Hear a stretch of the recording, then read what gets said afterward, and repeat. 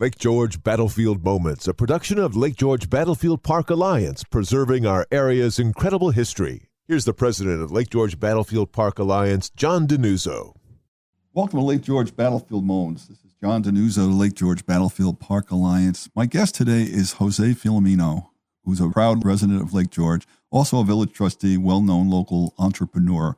Jose has an idea called the Celebration of the Nations, Festival of the Tribes, that is planned for next fall at Lake George. Jose, what's behind the idea? Well, to be honest with you, John, like all great ideas, it did not begin as this idea. I was on the deck at the Lake George Beach Club having a coffee, and I looked over at the Fort William Henry, and I remembered the movie Last of the Mohicans, and it hit me. Where are the Mohicans?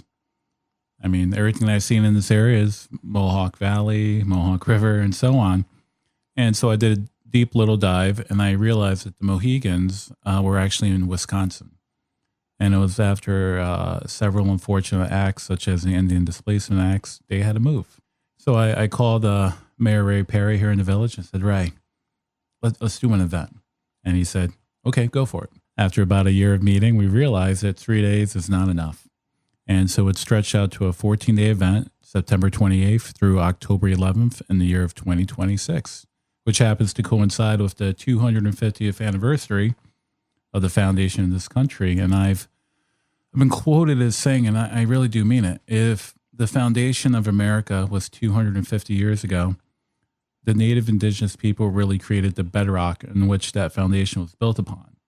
And that's the cultural and the social importance of what we're doing here. We're celebrating a giant milestone for our country. A lot of events had to occur in order for us to be here today on the radio. But one of these events that occurred were the hundreds of years of history prior with the native indigenous people and the lands that we occupy today. Well, that's fantastic, Jose. I love personally all aspects that you've described. To me, privately, I'm a big supporter of this event. And I like the history element, obviously. And I think there's definite connections to what Lake George Battlefield Alliance is all about, and this celebration of the nations that you have conceived. So the overall components of it are pretty varied here. So it seems like there'll be something of interest for almost anyone of almost any age. Can you kind of expand on that? You know, this event really reflects America. Our event is a conglomerate of many different pieces pulled together to create it. We have a lacrosse aspect, 2 weekends of travel lacrosse teams coming in, about 150 teams each weekend.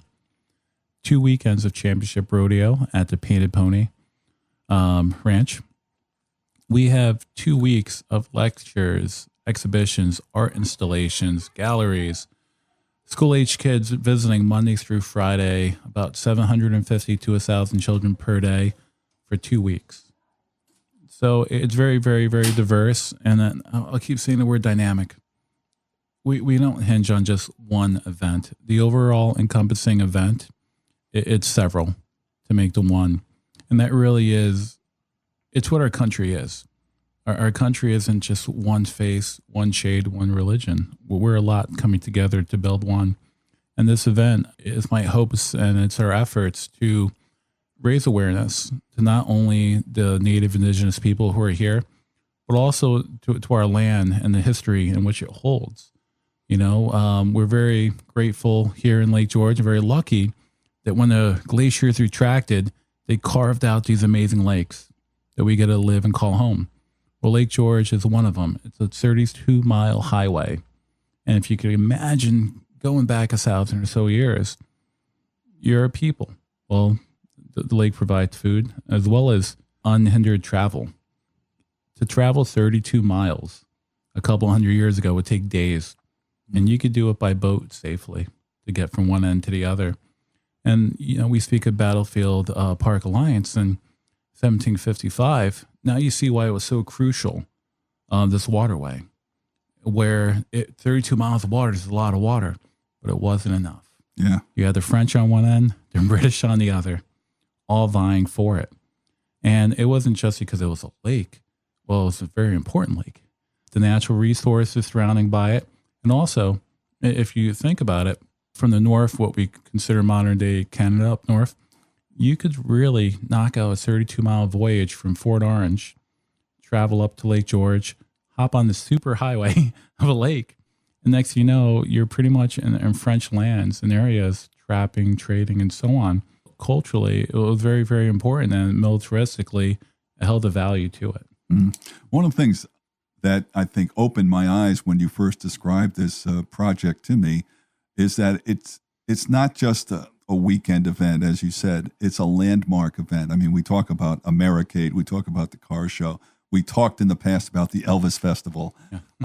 All those kinds of things that weren't really building on the culture or the history of our region. This is something that substantially, we'll get into that, not only in the context of culture, but also in terms of the duration. This is not a fly-by-night kind of thing. This is going to be, as you said, over 2 weeks. Now, for such an extravagant set of events, whom are you consulting to get it right? I know that's important to you. When you begin a project like this, you think that you have an idea. And really quickly, you've learned that you have no idea. And so you learn that there's a perfect remedy to that. 2 ears, one mouth. I've learned to listen twice as hard and reach out to everyone. I met gentlemen and women from all nations, Haudenosaunee, Abenaki, so on. And the more people I speak with, the more people want to help me. What began as myself talking to maybe a handful of people has created really a community. And this community has existed, but they've had no way to let your voices be heard. In a way, I said that all I've done, if you're used to the story of stone soup, I'm here now. My pot is Festival of the Tribes, and the stone that I put into the middle is my idea. Everyone is bringing something in to create this soup. That was the story of stone soup. Here, give us your carrots, this, and at the end we share it with everyone. Well, literally, whether it's Joe Bruchac and the Bruchac Sons helping us with this event, or Brandon Lazor, a native artist from the Syracuse area, or my friend Bill O'Brien, who's on a dog and helping us with lacrosse, or so on. Everyone's intermingled, interconnected, and in a way, it really is a parable on life that we're all connected through these lands, through idea and through culture. Okay, so is it, in your opinion, I mean, are these folks have a reluctance to band together and to make that soup that you're talking about? Or is there, this is for the greater good, this will help our people, whether it's a tribal nation or a lacrosse team or whatever it is, as well as to help the Lake George region? I honestly, I don't believe that there's a reluctance. I think that there is an apprehension in a way. Can you imagine hundreds of years of history built into your DNA where promises are broken, things are taken from you, and you've welcomed people with open arms. And now for generations upon generations, all your efforts have been thrown right back at you. And that's what I loved about this culture. It didn't matter how many times, where I use the analogy of Charlie Brown going to kick the football and Lucy pulls it out from under him. These people never quit. They still believe. They're still trying to grow. And what I'm doing now is pulling it together. There's so many great people out there, but it's the organization as far as pulling it all together, kind of akin to what Rick Atkinson or Ken Burns would do. The information is there, but how do you pull it together to make it cohesive for the modern day man and woman to understand? How do you make cultural relevance from hundreds of years ago make sense today? That's the secret. That's the key that I'm trying to lock every day.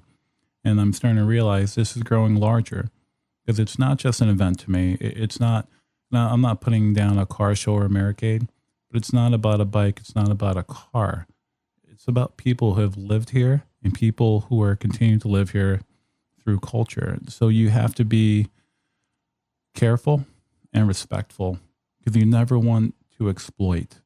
And that's I guess, the heart of where we're at. Our tagline is once we were here. It's to remember these people were here, and what we see today are remnants of these folks. So it's that's what we're doing. Oh, good. That makes sense. I think it's very eloquently stated.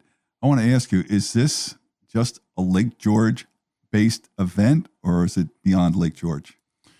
It's absolutely not a Lake George-based event. This is a Warren County event.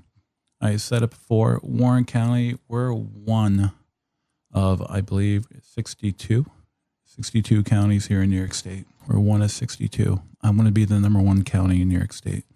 Warren County, we have it all for everyone. Doesn't matter age, background, or culture. We have it all. We have the geography. We have the history. And more importantly, we have the culture and the resources. Right now in year one, we're going to represent 5 municipalities within Warren County. Year 2, we're looking to represent 9. And by the end of the third year, all 12 of the municipalities that represent Warren County will be represented within this event. Really, I'm trying to make Warren County, not to use the term relevant because we've always been relevant, but I'm trying to make it internationally known as well as locally known. We take for granted. And it's the human nature of what we do in life. We take things for granted. Time's up. No longer can we take this for granted. We have resources here that we have to start taking advantage of, whether it's for the families in our schools. Our school numbers are down. That's a fact. We see it all around. If we do this correctly, you know what? It's not just a change for today and the pocketbooks for the county. We're bringing in more families to Warren County. We're showing New York State, the rest of this nation, and the world what we have to offer. This is where you want to raise a family, and this is where you want to retire. This is where you want to do your business.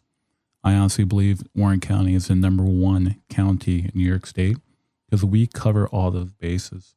On top of it, our quality of life. This quality of life up here, you can't beat it.